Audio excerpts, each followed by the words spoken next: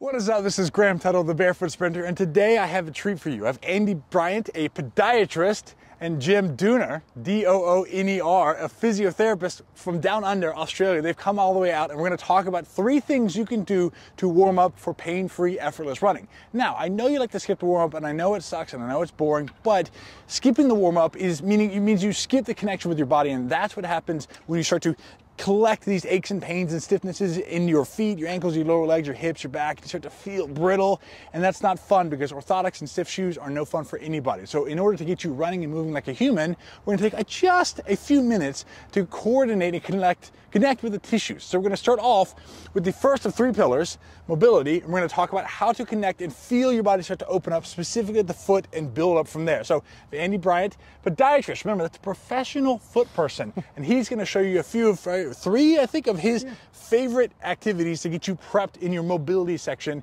before you put on those shoes to go out and run. So let's see what you got. Thanks, Graham. Thanks for having us.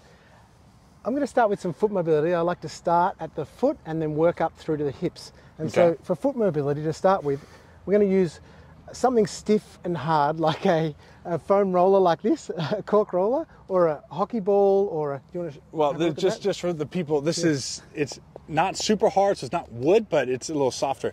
Is there a reason that you don't want it to be too soft or too hard? Like, what's the reason for the cork in that sense? I want to be able to get deep into the tissues. There's 4 layers of muscles on the sole of the foot, and I really want to get through them and get some joint movement. Our feet are going to have to move a lot when we're running, and I want that movement, our feet to be ready for that movement. So some nice deep, slow rolls, pushing deeply into Can that it area. be too hard? Because I know some people will do so like really, really firm. For sure. And so you're in control of this, you know. Okay. It's up to you how hard you push, and you shouldn't be like wincing, but you should be feeling some deep pressure, okay? To start with, nice, slow, deep pressure, just a few times. Anywhere specific? So let's just say someone has plantar fasciitis, as a lot of people do. It's like anything specific on the bottom of your foot that you're working at? Yeah, I'm looking from behind the metatarsal heads all the way down to the heel. So underneath here. Yeah, if you have plantar fasciitis, which is often sore right in here, the base of the heel? I would avoid poking into that spot. Like, it's like a scab. You wouldn't just keep picking the scab if you had a sore. If you had a sore, it won't heal. So we don't want to keep poking the thing that's sore, but freeing up the rest of the foot is really worthwhile. Okay. And then, are you paying attention to the inside of the foot, the outside of the foot, or just both? Or just are you just feeling what's there? Yeah, I'm feeling what's there and finding those niggly bits that aren't a painful thing. You know, that are just like, and just working into them gently to start with. Niggle is one of those words that is definitely not an American, but it always feels illegal to say, at least for me. But, you know, the niggly bits. So, like, as you're pushing deeply, you'll feel some precious points, and I think it's worthwhile getting stuck into those. Okay, yeah. okay. And then, as it's a warm-up for a run, I would do it a bit quicker as well. Loaded, just like really just getting some movement through the foot, so that our foot's ready to go when we start running. Okay. Okay. All right. Are you incorporating any toe movement or anything there as well, like just to open up and pull and push while you're at that? That's what we'd do next. I would also then get some toe movement like this. So we're working the muscles that are within the foot, but also crossing the ankle. And you know, I might do 10 to 20 of these. You see all that stuff up in all there? Working. Just like the forearm, you're moving, you grip, you engage. It's all connected. So if you don't move the toes, you're not moving any of this stuff. So don't skip your toes. This is a very good warm-up for the foot. Okay, all right. Then we move to the ankle. How many reps? Just 20, 30? Just 20, a bunch? 30. Do you 20, feel 30. burn? Yeah, until you start feeling something. Like for some people, just 5 of these will be enough. You know, they start feeling something. Yeah. And you don't want your foot too fatigued when you start running, so enough to feel some warm-up. Okay. Okay? You know, if you're doing a rehab outside of this, you might start building that number up, but this is for a warm-up for running. We're just getting prepped to go run. Prepped to go for a run, yeah. Okay. Which is what we're all about, getting people to get ready for running. Yeah, exactly. The next thing I would try is probably sit down. You could be sitting on your couch or something that can support this part of your leg, because we don't want to, we're doing an ankle rotation and we don't want to be moving our whole leg to rotate our ankle. We just want to be all about the ankle. So nice and smooth ankle rotation like this, getting the toes involved, get them curling and splaying as you go around.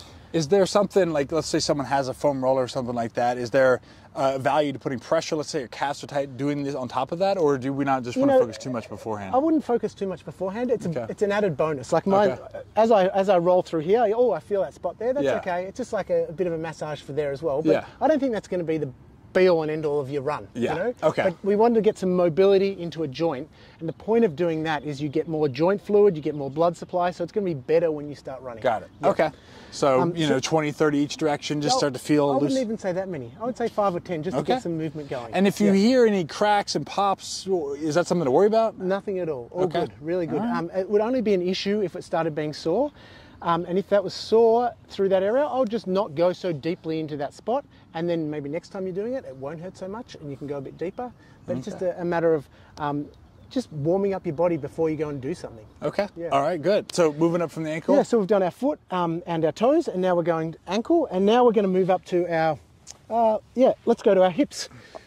Because our hips are going to be driving forward like this in running, and so we really want to warm them up. They're the big muscles, the glutes, the hip flexors, all the muscles around here in your quads. And so a split squat really just combines all this together nicely. You get into good hip extension on this side. I'll change over for you. So get into good hip extension, and then dropping and getting into good flexion on this one. So going up and down like this, it's just like a good warm up. And if you're limited to doing this much, that's going to be a good warm up as well, okay? One thing to really stick on while he's here, you mean, again, that foot back. Notice that if you're taking the shoes off, and this is the big value, is that you really want to get this full, as much of a bend as you can on the toe. So notice that that's going to be a big thing. This right here is so valuable because it's stretching and pulling and getting blood flow. We've already warmed it up so you're prepped. But just so you see what he's doing in the split squat, he's getting the foot, ankle, lower leg, knee, hip, everything engaged in one aspect. And so you can adjust how far you go, but keeping this big toe down and feeling that work is huge. Little things add up to big stuff. So just so you don't miss that part. Yeah, this is a good combination to bring it all together. We're even getting more ankle range of motion in this one. So it's a great warm up. We're warming up the quads, the big drivers of running as well. So everything is getting warmed up. Maybe again, just a couple of sets of 3 or 4 reps on each side. Yeah, and so you have options. You can, the further back, I think it's a little bit more of the hips and glutes, and the further forward, a little bit more of the knees, but you got options, and you can hold on to something. You have a super friend, you can hold on to something and take some of the weight off. It makes a big deal, big difference. Yeah.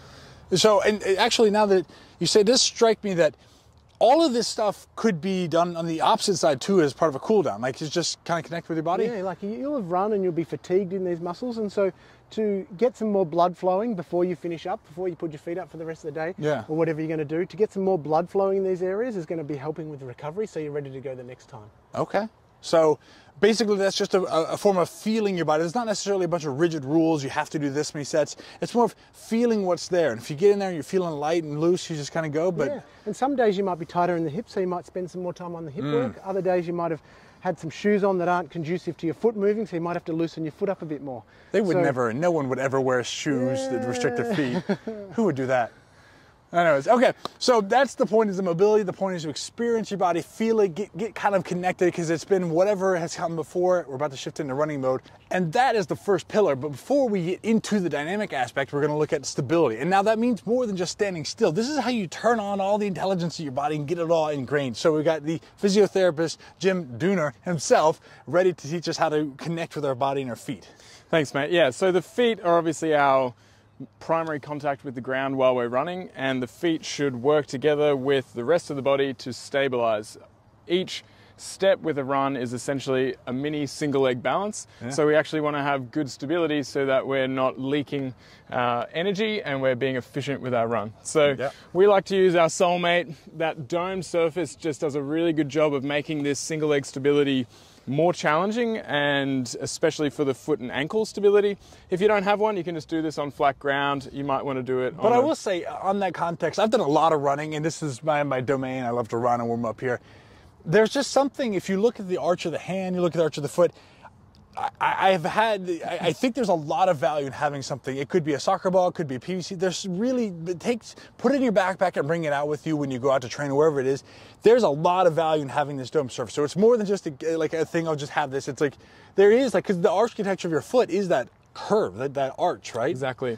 Yeah, and our feet should really be able to adapt to dome surfaces like that, and it's a big part of how our metatarsals can splay like that, which is really important, which contributes to our toe splay, which contributes to our overall foot stability.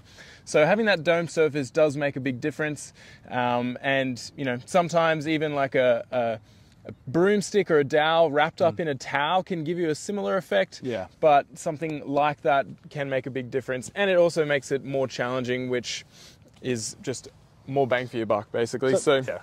It's important and it matters, not to derail us, but yeah. So once you have this. But don't feel like you can't do this if you don't have it. Just get started on flat ground, that's fine.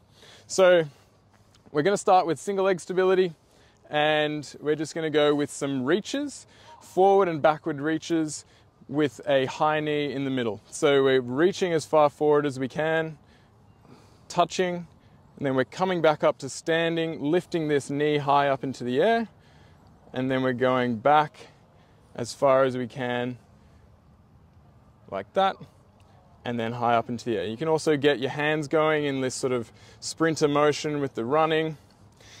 Forward, so we're getting some knee activation here while we're getting ankle mobility, all while we're stabilizing forward and backwards. And while you watch him do this, what you'll feel is that there is so much engagement here. He is lighting up his feet, his toes are engaged, his calves are working. There's a ton of blood flow here. And so when you go into run, imagine just having this whole thing on. You don't have stiffness, you don't have your feet. You're actually getting blood flow and getting into engagement there. So this is so much more than just an exercise. It's actually connecting your brain to your feet, which when we wear shoes and kind of walk around all day very passively, we kind of lose this active connection with our body. So that, it really, really matters. So just the idea of controlling and having a balance. There's so many things wrapped up in that one exercise. This is a really great one. Yeah. So that's one of my favorites, especially because we're doing a lot of single leg balance while we're running.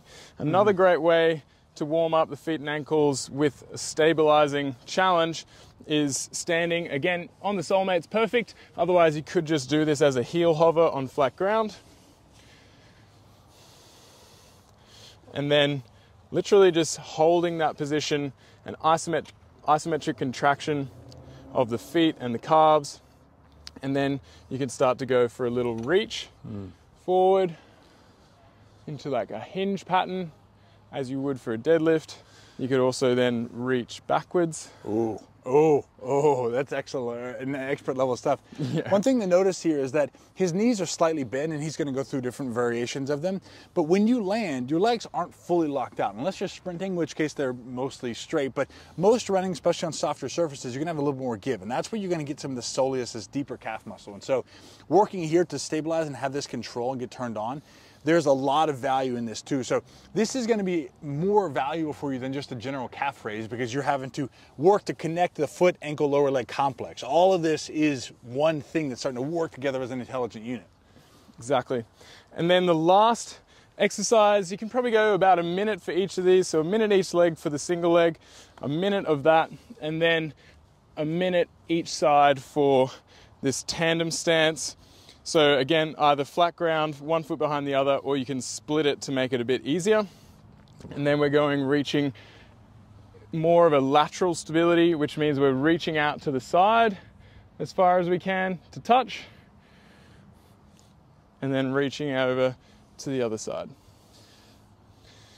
So much of this is about turning your body on, because when we think about running, so many people just get into this, I have my shoes, I have my orthotics, I have my running shoes, get my water bottle, get my gel pack, and they just think about this like, here's my miles, here's my pace, here's my cadence. And that's a very cognitive way to think about it. This is, there's obviously an attention to what you're paying with your cognitive capacity, but so much of this is learning to feel and trust your body. And when you go out and you move, so much of the running injuries we happen are because we're disconnected from our body. We don't actually know what it feels like to feel our calves and our feet and our ankles. And so being off balance, even if it's just on the ground like this, as Andy's demonstrating, it's a very easy way to just add in, we're thinking our brain, our proprioceptive awareness, our vestibular awareness, our eyesight, all of these things are there together, because your body is a unit that works together as an entity.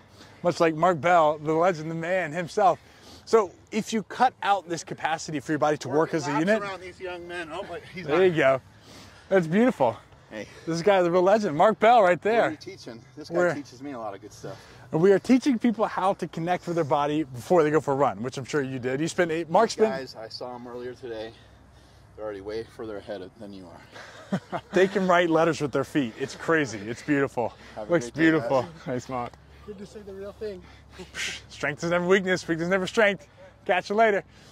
The point is that if you learn to trust this ingrained system, this embodied system that is your body, running comes naturally. It's not something you have to force through pain if you actually take the time to turn it on. Exactly. So, yeah, it's all about adaptability. You want to be able to move through different positions with stability and to be able to regain stability when you lose it. Yeah. And all of that happens subconsciously under the hood, especially when you practice it. So, you know, for a lot of people, even just 20 to 30 seconds each side of each of those drills will be plenty. That'll be like a few minutes of work or play, and you will really start to feel things lighting up throughout your whole chain. Yeah.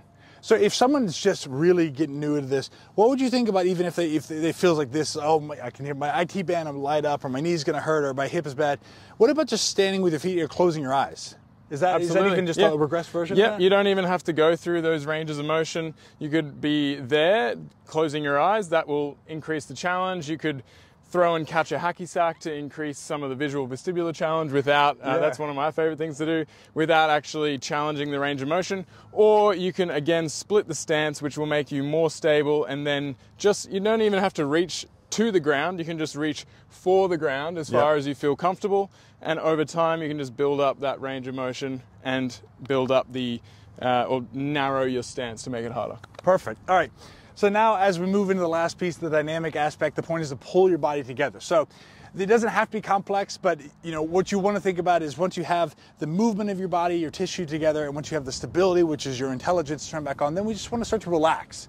So there's a lot of stuff you could do to turn this on. I'm a big fan of skipping, just to get the body gently start to move and coordinate in this opposite arm, opposite leg swinging. There's just very simple. So we're going to start very simple with leg swings right here, and it's much easier if you have a super friend you can hold on to. One of you has to hold on to and do it. This is good. This is great. And it's here, just thinking of swinging. And the goal is just letting your leg swing. It doesn't have to be any more than that. So just maybe 5, 10 swings this way, just going forward. And then you switch to the other side. But for time's sake, we'll just focus here. There's a lateral aspect too, where you're just swinging in, open up. And it's not complex. You know, you have a wall or something like that. You're just starting to use the body to swing up, open up, and just let go. Let the weight come up and then back down. And even if you can only get here, that's fine. Just work with what you can. If you feel that stretch at the pubic symphysis and the inside of your groin, just back off just a little bit and ease into that. So once we have that, we're gonna work on backwards running. So I'm gonna make these boys run backwards. Backwards running, so we're gonna go, I'll have them go that way, and I'll walk with you as we go.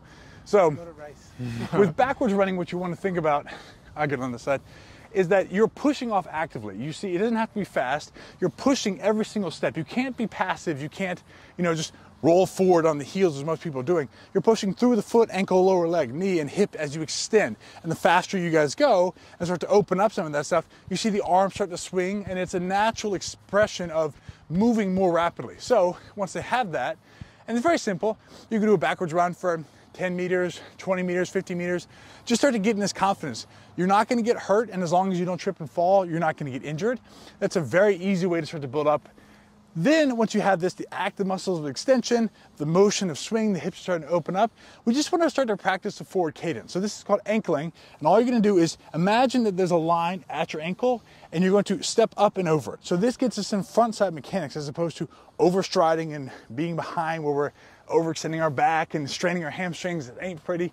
We're just going to naturally step over every single one. So it'd feel a little weird. You're kind of landing gently, so as though you're landing not on your toes, but as though you're landing with as much surface area of your foot on the ground without the heel contacting first, and you're just picking the foot up and over a little bit forward. So a little bit less of a butt kick, good adjustment.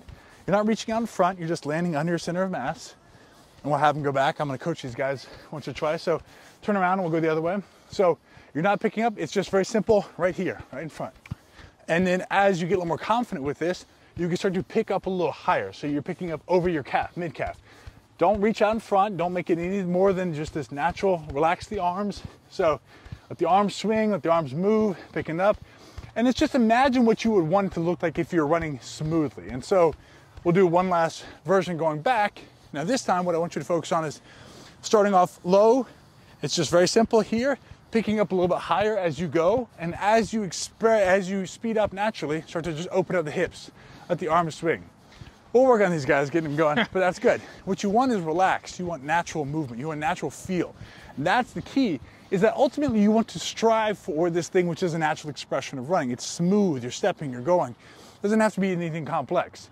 But those are gonna get you both actively pushing off, actively swinging with a relaxed fluid dynamic motion, and then start to step over in front. The most important part is you're stepping over and you're lifting from the hip, so we want to focus on that. Those three will start to build in, and all of a sudden you might even start where you do your mobility stuff at the beginning. You roll your foot out, pump your toes, ankle circles, split squats. You do some of your stability stuff, which is forward and backwards reach, lateral stuff, lateral reaches, and start to work on the vestibular capacity to stack them. Yep. And the heel hovers. And the heel holders back and forth. Those will take you 3 to 5 minutes tops. Then you say, okay, I'm gonna swing my legs a few times each side. I'm gonna just kind of, now I'm gonna put my shoes on maybe and go for a start. I'm gonna back pedal down the driveway and back 2 or 3 times just to, okay, starting to feel pretty good. It's good. All right, and I'm gonna just ankle for the first 3 to 5 minutes of my run, maybe 30 to 50 seconds. It doesn't really matter. You just start to think I'm actively lifting, and all of a sudden, guess what? You're running, and that was your warm up, and then you're rolling. So that's what we want to focus on, is these few small interventions before you jump into running will make a huge difference in your long-term capacity just to feel your body. Any thoughts you want to close with, gentlemen? It's very easy to underestimate the power of that, but over time, if you do that before every time you run, Yep. you will feel better during your runs as Yep. well. It's not just about not getting injured, which Yeah. is very important, but you'll actually feel better during your run, you'll perform better, which at the end of the day makes it more enjoyable. Yeah, and that's what we're at. We're having fun. Couldn't agree more. Excellent. Couldn't agree more. Well, thank you so much for watching. If you have any questions, you hate stuff, you love stuff, put it in the comments below. Make sure to subscribe and share. Andy Bryant, Barefoot, was it Andy Bryant Podiatrist? That's right. That's what I do is mess with the handshake, but it's great. And then Jim Dooner, but it is the Foot Collective, so we'll put links to everything below. Thank you so much for checking in and watching this stuff. We'll see you next time.